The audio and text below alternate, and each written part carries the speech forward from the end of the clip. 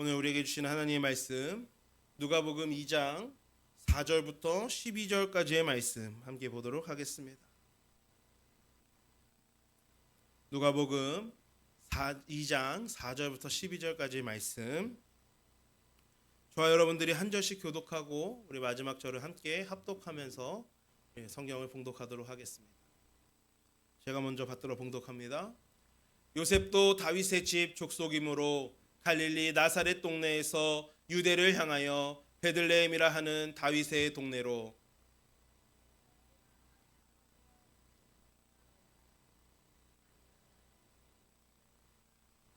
거기 있을 그때에 해산할 날이 차서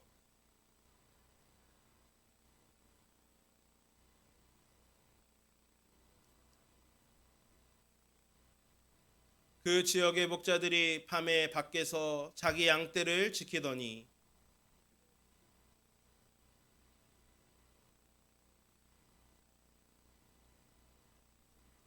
천사가 이르되 무서워하지 말라. 보라, 내가 온 백성에게 미칠 큰 기쁨의 좋은 소식을 너희에게 전하노라.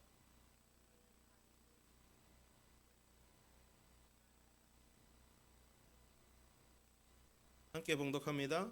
너희가 가서 강보에 쌓여 구유에 뉘어 있는 아기를 보리니 이것이 너희에게 표적이니라 하더니. 아멘. 할렐루야.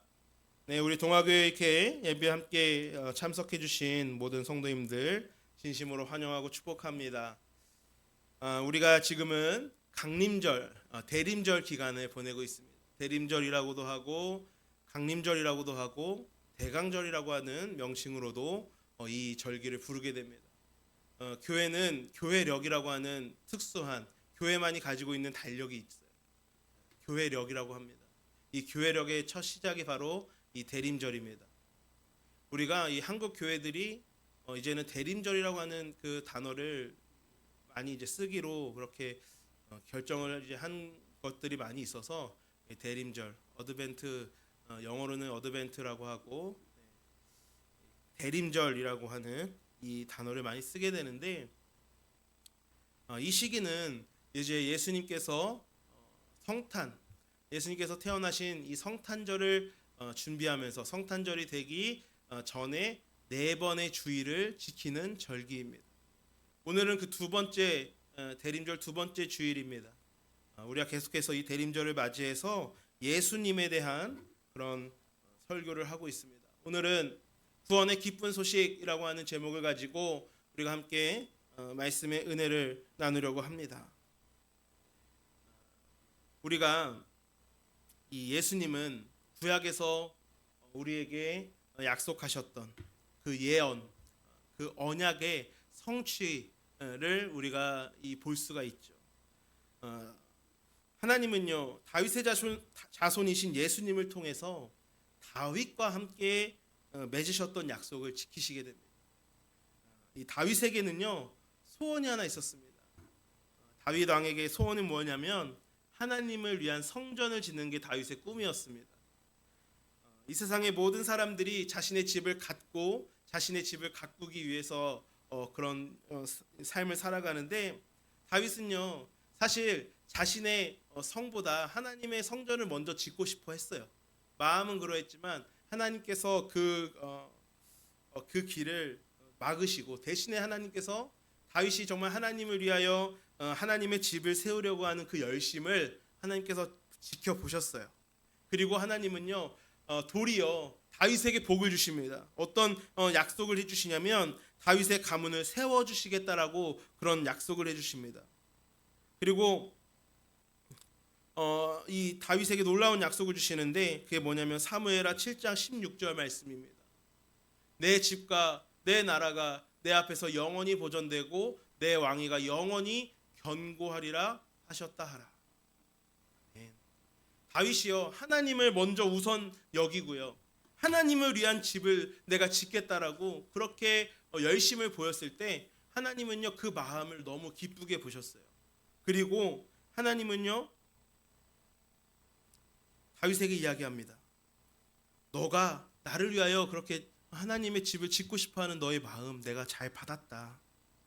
이제 내가 너의 집을 세워줄 것이다. 너의 집안과 너의 나라가 내 앞에서 영원히 이어질 것이다. 이처럼 하나님께서는 다윗 왕조를 영원히 끊이지 않고 이어지게 하실 것이라는 그런 약속을 하십니다. 우리는요, 다윗을 통해서요, 우리가 하나님을 위해 살아갈 때 도리어 하나님은요, 우리에게 더 큰 것으로 축복해 주시고 그 마음 가운데 하나님께서 우리에게 더 큰 은혜를 부어 주신다라고 하는 것을 볼 수가 있어요. 우리가 정말 어떤 마음을 가지고 살아가느냐가 정말 중요합니다. 그래서 물론 그것이 어떤 좋은 결과가 되지 않는다 하더라도요, 우리가 하나님을 위한 열심, 하나님을 위한 동기, 우리가 그런 삶을 살아갈 때에 어떤 결과가 좋게 나오지 못하더라도, 어떤 결과를 만들어내지 못하더라도 하나님은요, 그 마음, 그 열심을 기쁘게 받으신다라는 거예요. 그리고 기쁘게 받으실 뿐만 아니라 도리어 우리에게 더 큰 은혜, 더 큰 축복, 하나님께서 더 큰 복을 우리에게 선물로 주신다라는 것을 우리는 이 다윗 왕의 이 이야기를 통해 볼 수가 있습니다. 근데 여러분, 우리가 역사를 볼 때요, 다니엘 왕조가 영원히 통치한다? 이것은요, 사실 불가능한 일이죠. 근데 하나님의 약속은 실로 엄청난 것입니다. 하나님께서 이렇게 다윗 왕조가 영원할 것이다, 너의 나라와 너의 집안이 영원할 것이다, 영원히 견고할 것이다 라고 그렇게 말씀하실 때 하나님은 완전하신 하나님이시잖아요. 하나님은 거짓말하지 않으시는 하나님이시잖아요. 그런데 여러분, 우리가 역사적으로 볼 때 다윗 왕은 어떻습니까? 다윗 왕조는 끊겼어요. 지금까지요, 어떤 인류의 역사상 한 다니엘 왕조가 1000년 이상 다스린 경우도 없습니다. 우리나라의 이시 왕조, 조선시대, 이 조선시대 이시 왕조가 몇 년 이어졌죠? 600년 이어졌습니다. 그리고요, 가장 이 다니엘 왕조로 역사상 가장 오랜 기간 동안 통치한 그런 왕조를 한번 찾아보니까요, 중국의 주나라 때가 제일 길었어요. 주나라 때 이 주 왕조가 약 800년 정도의 기간을 다스린 것으로 그렇게 보여집니다. 그런데 여러분, 이렇게 모든 인류의 역사 속에 한 왕조가 1000년 이상 다스린 경우가 없는데, 그렇다면 어떻게 다윗 왕조가 영원히 통치, 그 왕조가 이어진다라고 볼 수 있습니까? 역사적으로 보면 다윗 왕조는요, 이미 기원 전에 이 바벨론에 망하면서 이 왕조가 끝이 났어요. 그런데 어떻게 이 다윗 왕조가 이어진다, 하나님께서 영원할 것이다라고 그렇게 말씀하셨는데, 그렇다면 하나님께서 잘못된 약속을 하신 겁니까? 그렇지 않다라는 거예요. 다윗의 죽음 이후에 다윗 왕조는 계속해서 몰락해 왔고, 결국에는 시간이 흐른 뒤에 이 왕국이 두 개로 분열되고, 또 각각의 그 왕국이 이 아수르와 바벨론에 의해서 멸망을 했지만, 그래서 이스라엘은 망했고 다윗 왕조는 끝이 난 것처럼 보였지만, 하나님은 거짓말하시는 하나님이 아니에요. 하나님은 분명히 다윗 왕조의 통치가 영원히 보존되고 그의 나라가 영원히 견고할 것이라고 약속하셨기 때문입니다. 그리고 그 약속은요, 오늘 우리가 이 누가복음 2장 말씀에 하나님께서 다윗에게 약속하신 그 영원한 왕조, 그 영원한 나라가 예수 그리스도를 통하여 성취가 되었음을 우리에게 보여주게 됩니다. 그래서 예수님께서 다윗의 이 자손으로서, 다윗의 혈통으로 이 땅에 오신 거는요, 하나님의 놀라운 계획, 하나님의 또 이 약속의 성취라고 볼 수가 있는 것입니다. 자, 그럼 이제 예수님의 탄생에 대해서 다시 한번 우리가 볼 때에, 이 예수님께서 베들레헴이라고 하는 이 마을에서 태어나시게 되잖아요. 이 베들레헴에서 태어나시게 된 이 여정이요, 또 재밌습니다. 바야흐로 이 예수님이 태어나신 그 시대는 로마 제국 시대입니다. 그리고 로마의 새롭게 이 황제가 된 카이사르 아우구스투스는 성경에서는 가이사 아구스토라고 그렇게 표기되어 있는데, 제국의 통치 기반을 든든히 하기 위해서 로마 제국 전역의 인구 조사를 실시하게 됩니다. 그러면서 이 기록이 성경에도 나오게 되는데, 누가복음 2장 1절, 가이사 아구스토가 천하로 다 호적하라 하였으니 이 황제의 명령으로 인해서 모든 사람이 호적하러 이제 고향으로 가게 되고 요셉과 마리아 역시 이 인구 조사 때문에 베들레헴으로 내려가게 되는 거예요. 여기서 우리가 이 흥미로운 사실들을 우리가 보게 됩니다. 3절과 4절 보니까 모든 사람이 이제 그 명령에 따라서 호적을 하러 고향으로 갈 때 요셉도 다윗의 집 족속이므로 이야기 나오죠. 다윗의 집 족속이다 요셉이.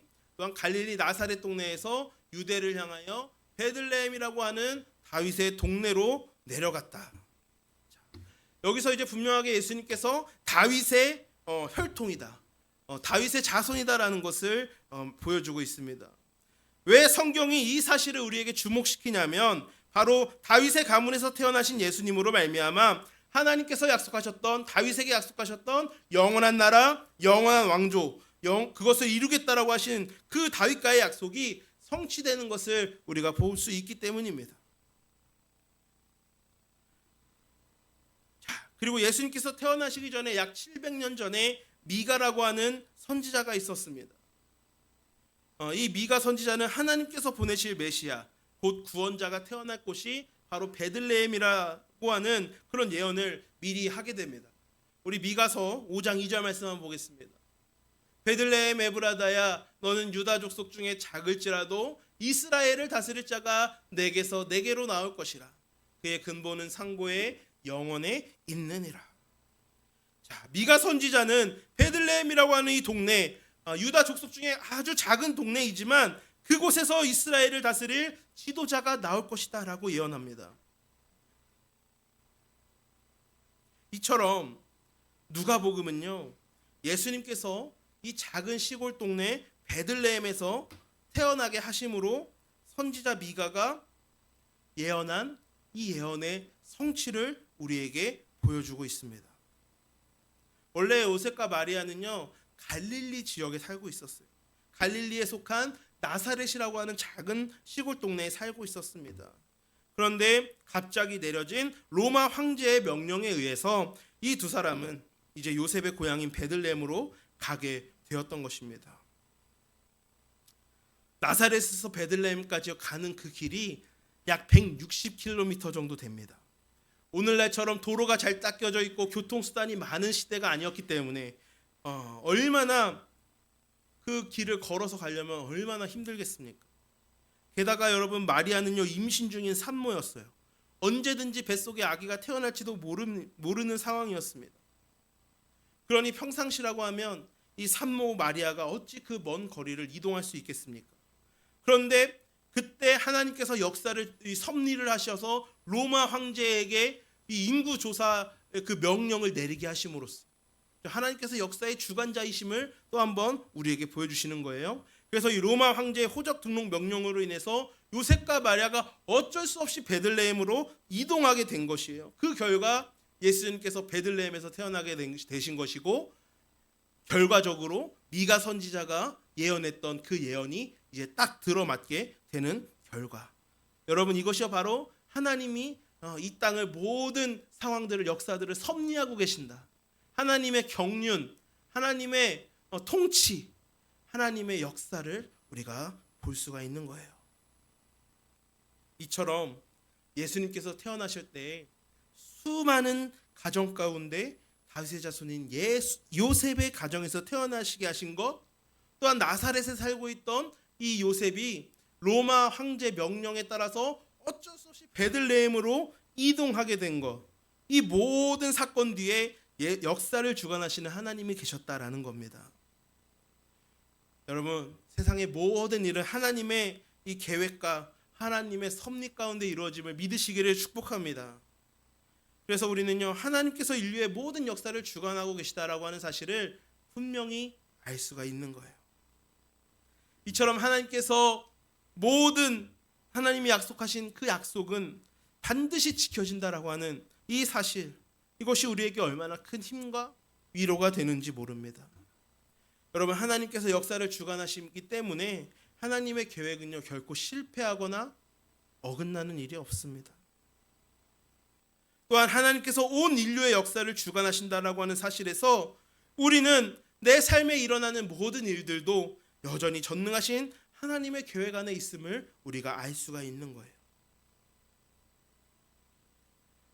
이제 우리가 이 하나님의 섭리와 하나님의 통치 가운데 더욱더 굳건한 믿음, 우리가 실망하지 않는 믿음, 낙심하지 않는 믿음을 가지고 살아가실 수 있는 우리 모든 귀한 성도님들 되실 수 있기를 간절히 축복합니다.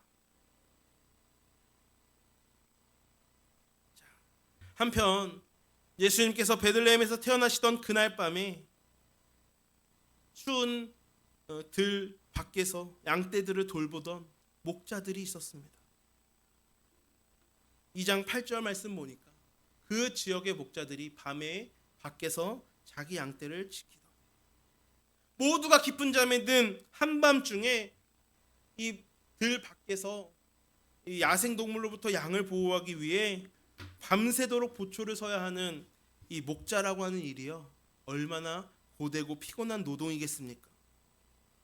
당시에 이 목자들은요, 이 사회에서 이야기하는 가장 천한 직업 중에 하나였어요. 가장 하층민이었다라는 거죠. 당시에 목자로 살아가다 보면 뭐 주일날 이렇게 나와서 예배 드리는 것도 쉽겠습니까? 어려워요. 그들이 뭐 제물을 준비할 그런 재산이나 이런 것들이 있었겠습니까? 제사도 쉽게 드리지 못하고요. 예배 드리기가 어려웠다라는 거예요. 그리고 당시에 목자들을 비천하게 여겼기 때문에 법정에서 이 만약에 증언이 필요하더라도요, 목자들에게는 증언권이 없었다라고 합니다. 그럴 정도로 이 사람들에게 천대받던 그런 사람들이 바로 이 양떼를 지키는 목자들이었다라는 거예요. 그런데 이런 목자들에게 천사가 나타나게 됩니다. 2장 9절부터 11절 말씀에 천사가 이 목자들에게 나타나서 그들에게 이야기하는 거예요. 무서워하지 말아라. 내가 온 백성에게 비칠 큰 기쁨의 좋은 소식을 너희에게 전하노라. 오늘 다윗의 동네에 너희를 위하여 구주가 나셨으니 곧 그리스도 주시니라. 천사가 한밤중에 큰 빛을 비추며 목자들 앞에 나타났습니다. 목자들은 천사와 어두운 밤을 밝히 비추는 그 환한 빛을 보고 몹시 두려웠어요. 그런데 천사들은 목자들에게 두려워하지 말라고 하면서 그들에게 큰 기쁨의 좋은 소식이 있다라고 그렇게 알려주게 됩니다. 바로 이 다윗의 동네 베들레헴에 그들을 위하여 그들이 그토록 기다려왔던 메시아 그리스도가 탄생하셨다라는 그런 소식이었습니다. 여러분, 그 긴 수백 년의 기간 동안에 이 유대 백성들, 이스라엘 백성들은 메시아만 기다렸어요. 부유한 사람들이건 가난한 사람들이건 할 것 없이 모두가 다 메시아를 기다렸습니다. 그런데 아기 예수의 탄생을 가장 먼저 목격한 사람들이 바로 이 양떼들을 지키던 목자들이었다라는 사실은 우리에게 큰 울림을 줍니다. 왕도 아니었고요, 귀족들도 아니었습니다. 아무도 큰 관심을 기울이지 않았던 사회적 약자로 여겨졌던 무명의 목자들이 예수님의 탄생을 가장 먼저 알게 되었다라는 겁니다. 온 세상의 왕으로서 이 세상에 오신 예수님은요, 당시에 가장 하층민이라고 여겨졌던 목자들에게 가장 먼저 그 소식이 알려진 것은요, 바로 예수님이 힘있고 부유한 사람들만을 위한 구원자가 아니라 힘없고 연약하고 소외된 자들을 포함한 이 세상 모든 사람들을 위한 구원자이심을 다시 한번 우리에게 보여주고 있는 사실입니다. 천사들이 목자들에게 전해준 이 큰 기쁨의 소식은요, 또 이 목자들만의 것이 아닙니다.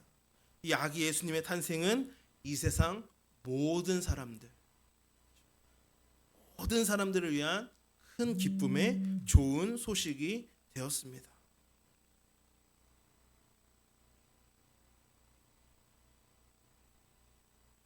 그리고 이 아기 예수의 탄생은 이제 온 세상의 모든 사람들에게 이것이 큰 기쁨의 소식이 되는 이유는요, 바로 이 아기 예수로 인하여서 이제 예수님께서 모든 죄악의 저주와 고통과 죽음 가운데 살아가던 우리들을 구원해 주실 구원자가 되어 주시기 때문에 이것은 아주 큰 기쁨의 좋은 소식이 됩니다.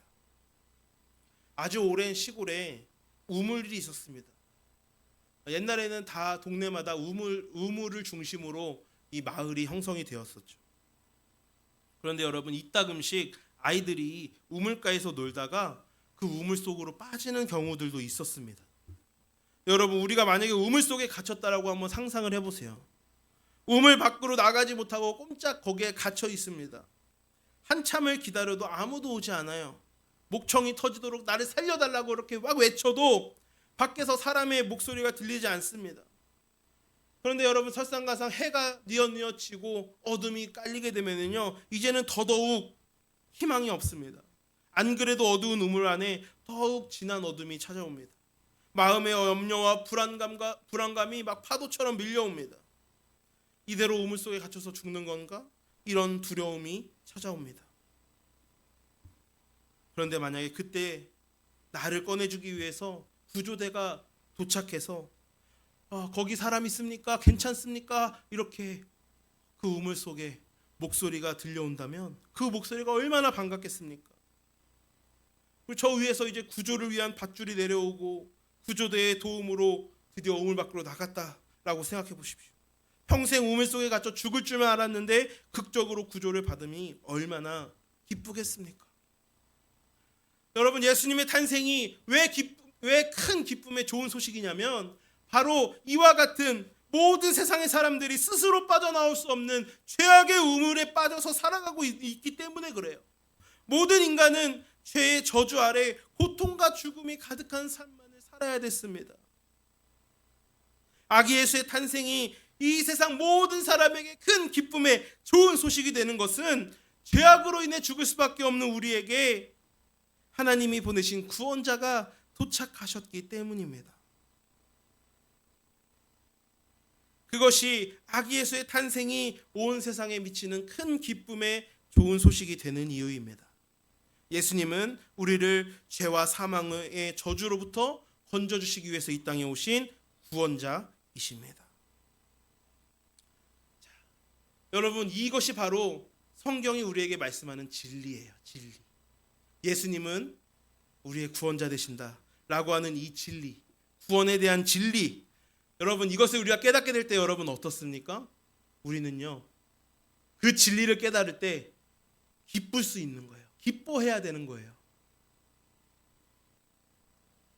목자들은요, 천사들이 전해준 그 이야기를 듣고 진짜로 그 아기가 태어났는지 아기 예수님을 찾아오게 됩니다. 구원자로 오신 그 아기를 그들의 두 눈으로 직접 보고 싶었습니다. 그래서 베들레헴으로 와서 이 목자들이 심장이 두근두근하면서 구유에 누인 아기 예수님을 만나게 됩니다. 그들이 얼마나 감격했을까요?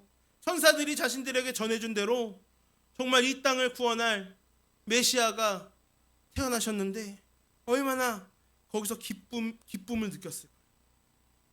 이 목자들은요, 이 구원자 예수님을, 아기 예수님을 만났습니다. 천사가 정말 일러준 대로 아기가 태어났고 그 아기가 바로 우리의 메시아라고 하는 것을 이 목자들은 알 수가 있었어요. 그들은 이 아기 예수님의 탄생을 그냥 자기들만 알고 있지 않았습니다. 그들은요, 그 기쁨이, 이제 예수님이 메시아가 이 땅에 오셨다라고 하는 그 사실을 그들이 알게 되었고 큰 기쁨에 그들이 이제 그 기쁨과 환희를 느꼈어요. 감격했어요. 그리고 거기서 멈추지 않았습니다.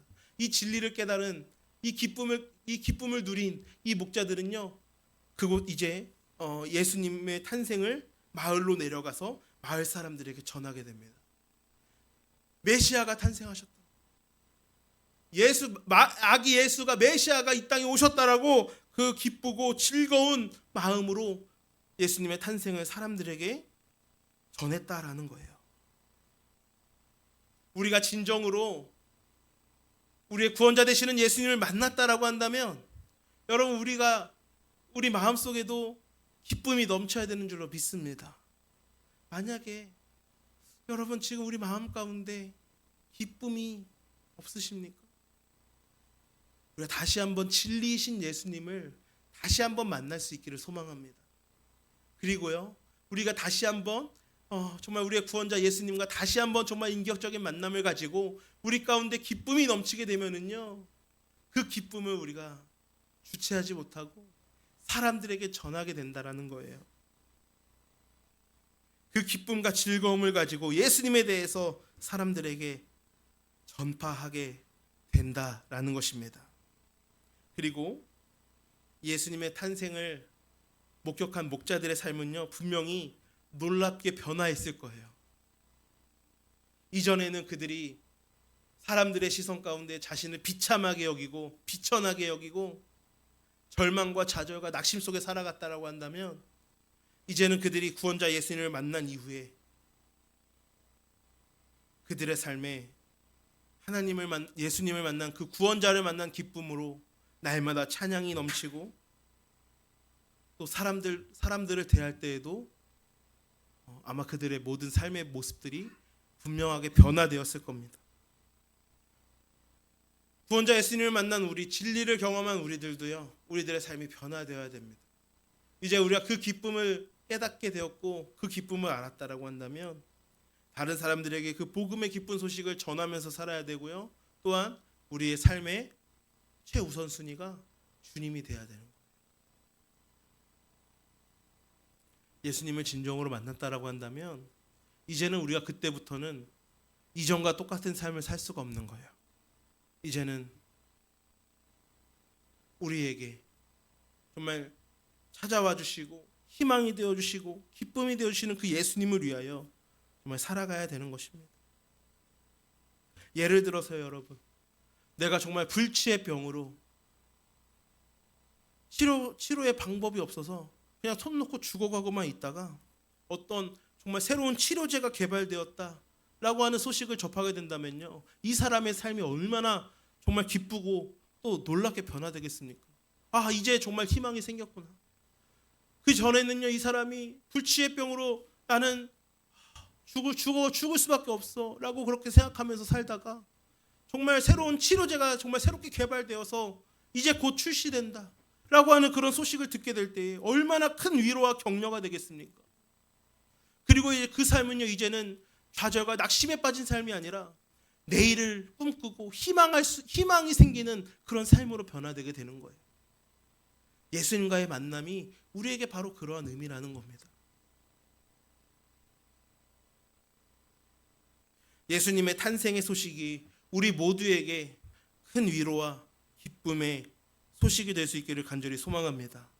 또한 이 세상에서 가장 기쁘고 좋은 소식인 이 예수님의 탄생, 이 복음을 이웃들에게도 나눠주고 들려주면서 이 땅 가운데 기쁨과 소망을 가지고 살아가시는 저와 여러분들이 되실 수 있기를 주님의 이름으로 간절히 축복합니다. 기도하겠습니다. 사랑의 하나님 아버지, 감사합니다. 이 땅에 가장 낮은 곳에 가장 낮은 모습으로 태어나신 예수님, 그리고 이 세상의 모든 연약한 자들, 비천한 자들, 할 것 없이 모든 사람들을 위하여 이 땅에 태어나신 그 예수님의 탄생을 우리가 기뻐하며 기다립니다. 주님, 이 땅에 오신 그 예수님이 내 삶 속에서도 날마다 만남이 이루어지게 하시고, 이제 그 예수님과의 만남을 통하여 내 삶에 진정한 기쁨과 소망이 회복되게 하여 주옵소서. 이전에 죄악에 빠져 아무런 소망 없이 아무런 희망 없이 죽어만 가던 그런 좌절된 모습이 아니라, 이제는 우리의 생명과 구원자 되시는 그 예수님으로 인하여 기쁨이 넘치고 소망이 넘치는 삶으로, 그리하여 우리 주변에도 선한 영향력을 끼치고 주변 사람들에게 예수님을 전할 수 있는 그런 우리 모두의 모습이 될 수 있도록 하나님 역사하여 주옵소서. 이제 2025년 남은 기간이 얼마 되지 않습니다. 아버지 하나님, 이 남은 기간 동안에 더욱더 주님을 깊이 묵상하고 주님과 더욱더 가까이 나아갈 수 있는 우리 모두가 될 수 있도록 또한 역사하여 주시고, 우리가 지금까지 이루지 못했던 일들이 있다면 마지막 남은 기간 동안에 더욱 정진하여서 주님께서 뜻하신 그 길을 우리들이 이루어 나갈 수 있는 우리 모두가 될 수 있도록 함께하여 주옵소서. 우리 구주 예수 그리스도의 이름으로 간절히 기도드리옵나이다.